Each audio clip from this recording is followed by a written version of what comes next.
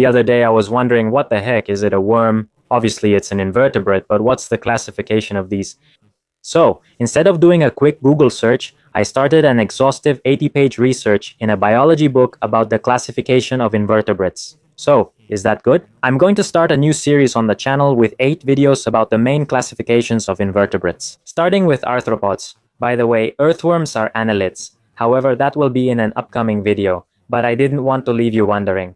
The phylum Arthropoda, or arthropods in general, is the easiest phylum to learn. Why? Because it's the one that mostly surrounds us and can be seen with the naked eye. They're ants, they're beetles, they're moths, they're spiders, scorpions, grasshoppers, like your friend, among others. And like everything in life, we're going to go from less to more. And there are 4 main classifications within this same classification. I know taxonomy is amazing, isn't it? The truth is, I hate taxonomy, but it's a perfect system that we all have to love and accept. Anyway, there are 4 classifications within this classification.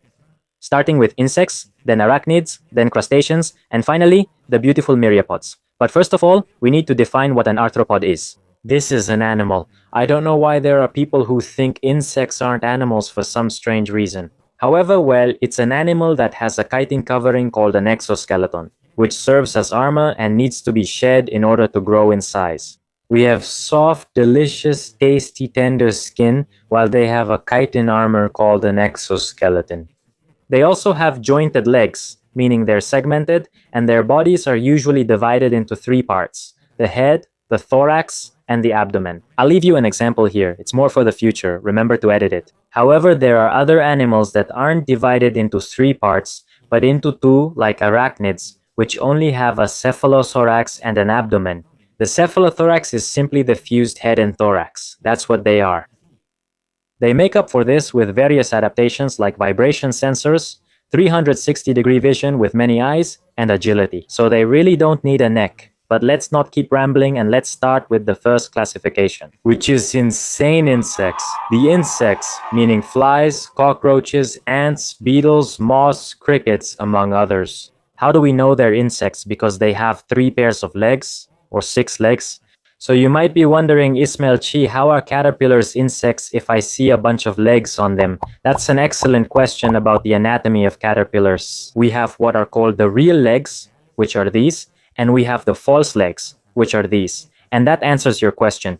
They're not actually legs, they're false legs. These help them cling to different structures like a branch, and they have various little hooks on those false legs, which are called cross-shaped. Well, I've already told you their function. And that's why they're considered insects, because those legs there are actually imposters. And to finish the arthropod section, the insects section, I'm going to ask a question I always get, which is, what are mosquitoes good for? What are flies good for? What are cockroaches good for? What are all these animals good for? For us, they're a demon, a nuisance, an abomination, a waste of space and matter in this universe.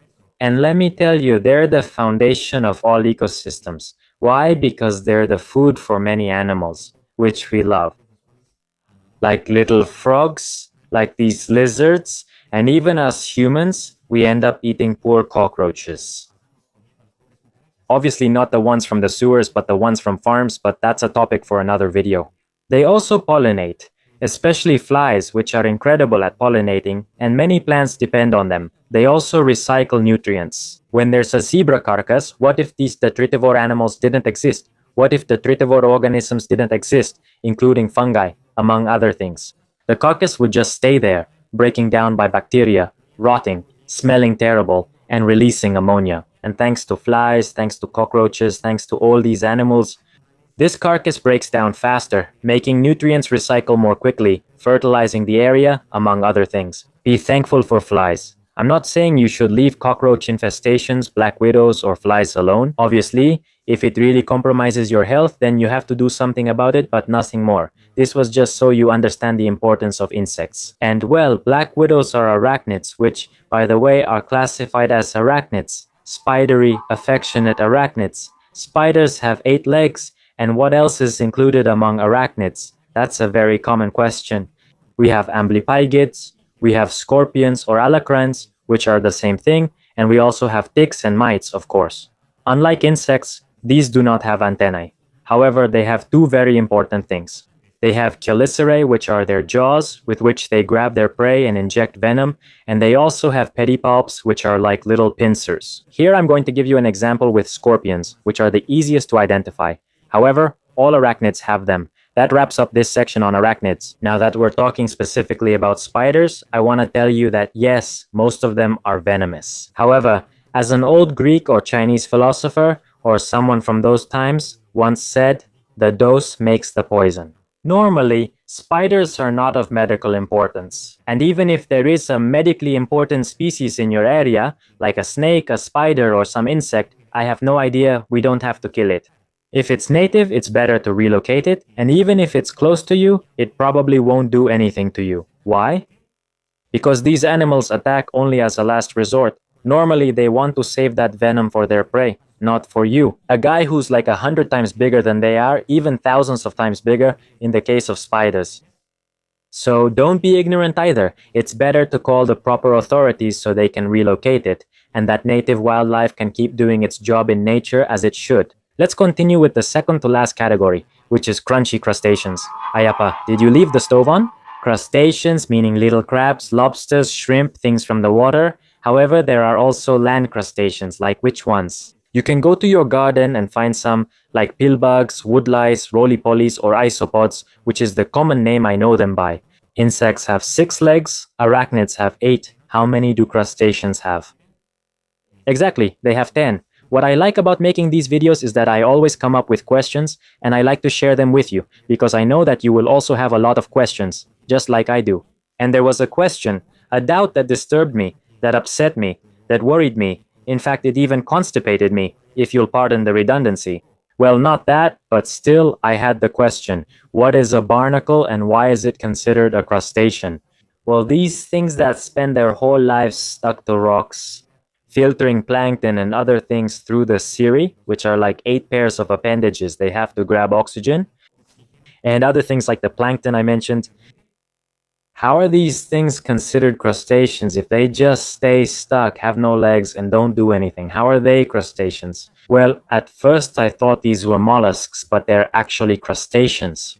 So, if we watch this video, which I didn't steal, I'm just borrowing it thanks to this, we can see that inside the structure of the barnacle, there's the little crustacean. So there you have your answer, thank you very much. But yeah, that big thing you're seeing is its incredible penis. Anyway, let's move on to the last classification.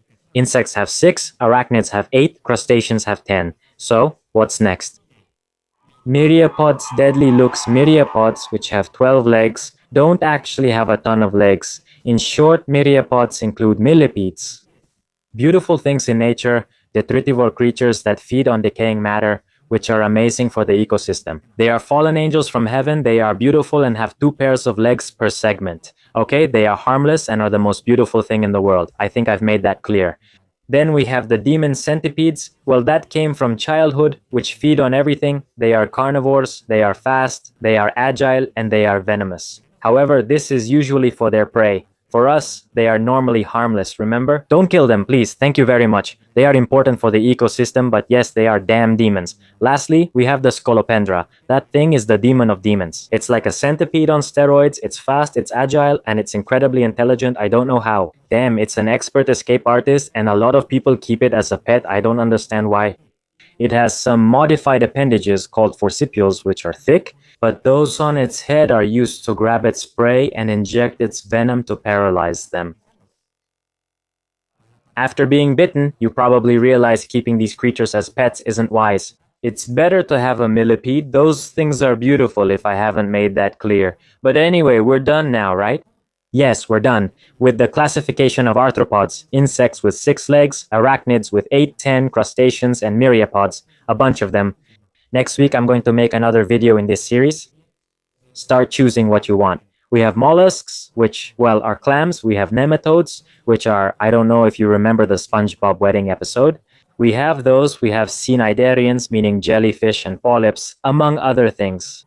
We have echinoderms, starfish, we have poriferans, which are sponges, we have annelids, which are the worms I mentioned at the beginning of the video. We have flatworms, and those don't really excite me much. Honestly, and I think I'm not sure if I'm missing another one, but that's all. Thank you very much for watching, and that's all. As I always tell you, Remember to follow me and love nature. Thank you. Oh, by the way, Happy New Year.